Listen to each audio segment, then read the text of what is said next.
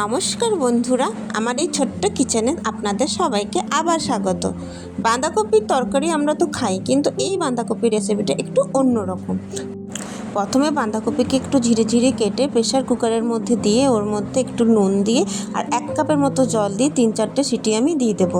আর এদিকে ফোড়নের জন্য লাগবে একটু সর্ষে, একটু জিরে আর রসুন কুচানো, কারি পাতা, 2টো বড় পেঁয়াজ কুচানো আর 2টো টমেটো বড় কুচানো আর 4টে ডিম আর গরম মশলা আর কাশ্মীরি রেড মির্চ। এবার কড়াইতে তেল গরম করতে দিয়ে ওটার মধ্যে আমি সর্ষে আর জিরে ফোড়নটা দিয়ে দেব। তারপরে আমি কারি পাতাটা দিয়ে দেবো। কারি পাতা একটু ভাজা হলে আমি পেঁয়াজটা দিয়ে দেবো আর ওটাকে ভালো করে ভাজবো। পেঁয়াজ যখন পুরো ভালো করে একদম ভাজা ভাজা হয়ে যাবে, তখন তার মধ্যে আমি কুচিয়ে রাখা রসুন কুচি আর কতগুলো গোটা কয়েক লঙ্কা আমি দিয়ে দেবো।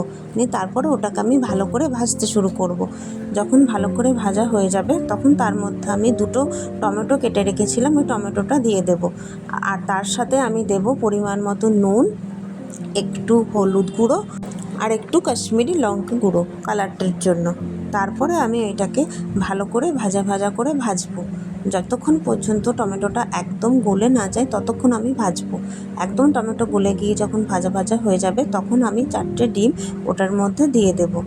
তারপরে আমি ওটাকে আবার শুকনো অবধি ভাজতেই থাকবো, যতক্ষণ এইরকমভাবে না দেখায়। যখন একদম সব ডিমগুলো কুচি ছাড়া দেখাবে, তখন আমি সেদ্ধ রাখা যে বাঁধাকপিটা ছিল, ওই বাঁধাকপিটাকে আমি ওটার মধ্যে অ্যাড করে দেব। দেখুন বন্ধুরা, বাঁধাকপিটা কত সুন্দর নরম হয়ে আছে। তারপরে বাঁধাকপিটাকে একটু নাড়িয়ে ওটার মধ্যে আমি একটুখানি গোলমরিচ গুঁড়ো আর একটুখানি শাহি গরম মশলা আমি ওটার মধ্যে অ্যাড করে দেবো।